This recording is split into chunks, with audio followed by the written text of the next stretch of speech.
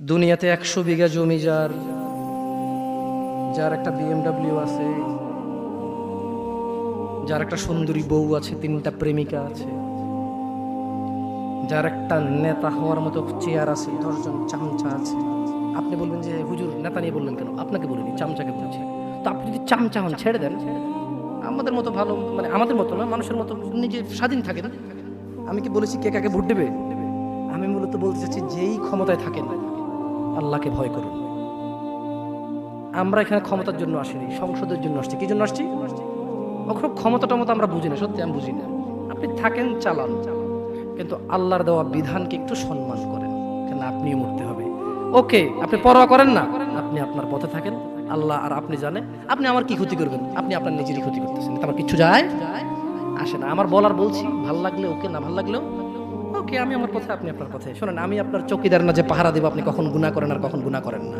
আপনি আর আল্লাহ, আপনার আল্লাহ জানে। কি ভুল বলছি? ভুল বলছি? শুনুন নেতা সাহেব, শুনুন ডাক্তার সাহেব, শুনুন ইঞ্জিনিয়ার সাহেব, শুনুন পাইলট সাহেব, শুনুন 300 বিঘা জমির মালিক, শুনুন অমুক কোম্পানি লিমিটেডের মালিক, শুনুন অমুক ইন্ডাস্ট্রির মালিক, শুনুন ইউরোপ আমেরিকা বাড়ি করা লোক, আপনাকে বলছি, জি, দুনিয়া হচ্ছে তুচ্ছ খেল তামাশার ভোগ বিলাস মাত্র, মাছির ডানার চাইতে ছোট।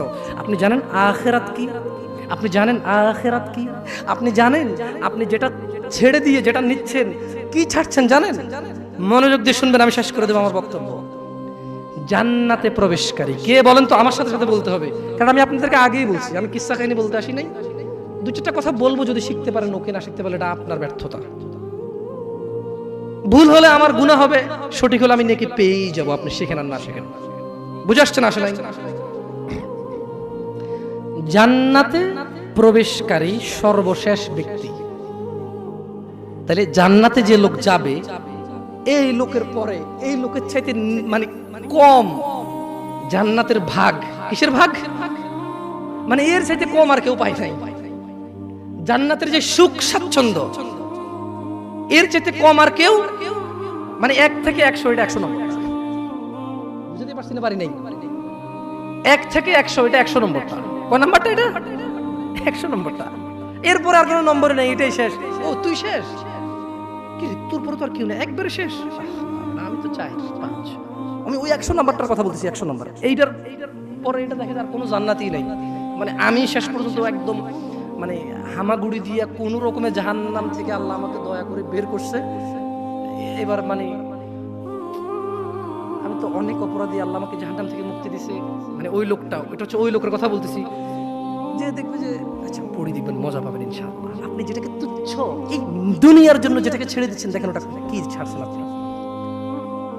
অথবা সর্বনিম্ন মানের জান্নাতি, সে কিন্তু ছোটখাটো জান্নাতের বা কম সুখের অধিকারী হবে না।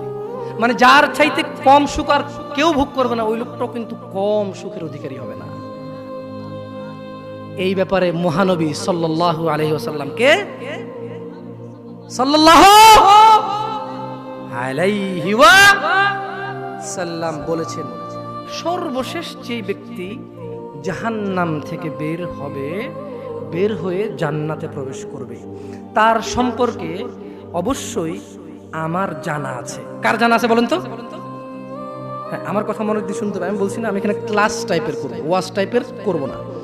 তাহলে আল্লাহ নবী সাল্লাল্লাহু আলাইহি ওয়াসাল্লাম বলতেছে যে জাহান্নাম থেকে একেবারে কোন রকমে বের হয়ে আইসা সর্বশেষ জান্নাতে যেটা ঢুকবে, ওই ব্যাপারে কিন্তু আমি মুহাম্মদ সাল্লাল্লাহু আলাইহি ওয়াসাল্লাম জানি। কে জানিয়েছে?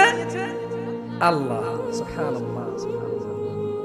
আচ্ছা, এক ব্যক্তি হামাগুড়ি দিয়ে বা বুকে ভর দিয়ে চলে যাবে, জাহান্নাম থেকে বের হবে। জাহান্নাম থেকে বের হলে তখন আল্লাহ জাল্লা ওয়া আলা, কে?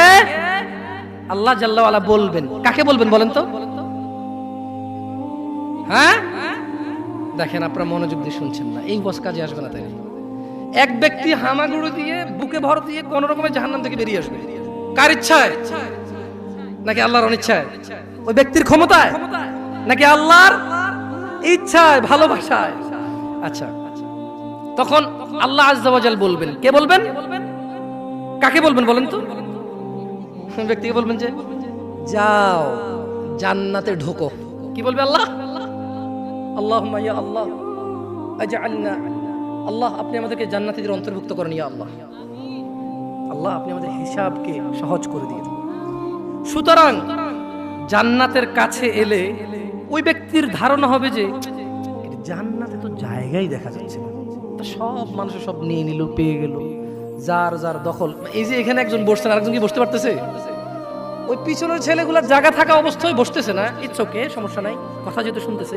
কিন্তু যদি অবস্থা এমন হইতো যেখানে চেয়ার 500টা চেয়ার আছে আর 500টাই ফুল, ওই ছেলে আসার পরে এখানে জায়গা দেখবে আর বলবে কি রে, চেয়ার যা আছে তা তো ফুল হয়ে গেছে, চেয়ার যা আছে তা তো ওই লোক বলবে যে কি রে জান্নাত, আল্লাহকে বলবে জান্নাতে ঢুকো।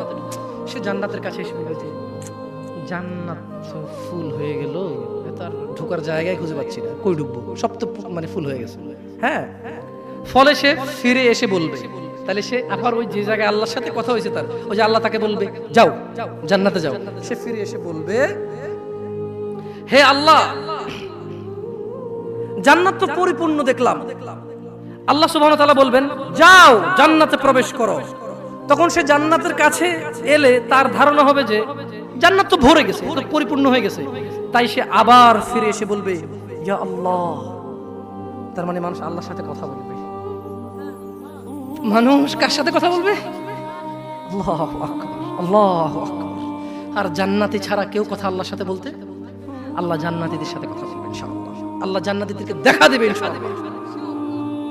জান্নাতীরা জান্নাতের সমস্ত নেয়ামত ভুলে যাবে আল্লাহকে দেখে। লা ইলাহা ইল্লাল্লাহ। আল্লাহ বলবে যাও জান্নাতে যাও। সে এসে বলবে যে ইয়া আল্লাহ জান্নাত তো পরিপূর্ণ হয়ে গেল, এটা সে ধারণা করে নেবে, ঠিক আছে? তাই সে বলবে ইয়া আল্লাহ জান্নাত পরিপূর্ণ হয়ে গেল। তখন আল্লাহ সুবহানাহু ওয়া তাআলা বলবেন যে যাও জান্নাতে প্রবেশ করো। কয়বার বললো? এরপর আল্লাহ বলল যে তোমার জন্য থাকলো পৃথিবীর সমতুল্য। কার সমতুল্য? বলুন তো পৃথিবীটা কত বড়, কে বলতে পারে? একজনও পারবেন না। পারবেন? এই যে আটলান্টিক মহাসাগরটা কি পৃথিবীর বাইরে? বঙ্গোপসাগরটা কি পৃথিবীর বাইরে? অ্যামাজন জঙ্গল এটা কি পৃথিবীর বাইরে? এই পৃথিবীতে যতগুলো দেশ স্বাধীন অথবা পরাধীন এগুলো কি পৃথিবীর বাইরে? পশ্চিম থেকে পূর্ব, উত্তর থেকে দক্ষিণ পৃথিবীর বাইরে? তো সাইজ কত বড়! লা ইলাহা ইল্লাল্লাহ। যে সব চাইতে কম পাবে, সবচাইতে কি এর চাইতে কম আর কেউ পাবে না, তাকে আল্লাহ কি বলবে? যাও পৃথিবীর সমতুল্য এবং তার 10 গুণ।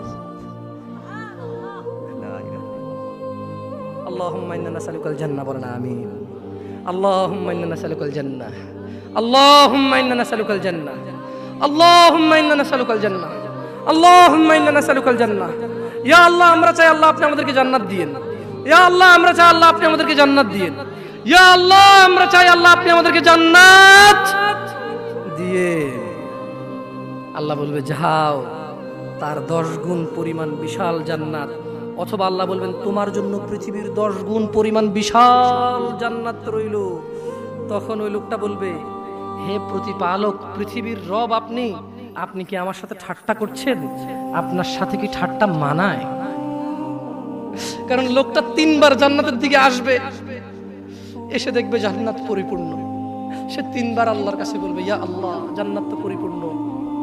তখন যখন ওই লোকটাকে আল্লাহ বলবে যাও এ পৃথিবী সমান 10 গুণ তোমার, যাও প্রবেশ করো, খাও পান করো এবং রবের সন্তুষ্টির সাথে অনন্ত জীবন, মৃত্যুবিহীন জীবন, বার্ধক্যবিহীন জীবন, চিরযৌবন শক্তিশালী জীবন বসবাস করো। পৃথিবী সমান, পৃথিবীর চাইতে 10 গুণ সমান তোমার। তখন সে বলবে আল্লাহ আপনি পৃথিবীর প্রতিপালক, আপনি কি আমার সাথে ঠাট্টা করছেন? এটা কি আপনার সাথে মানায়?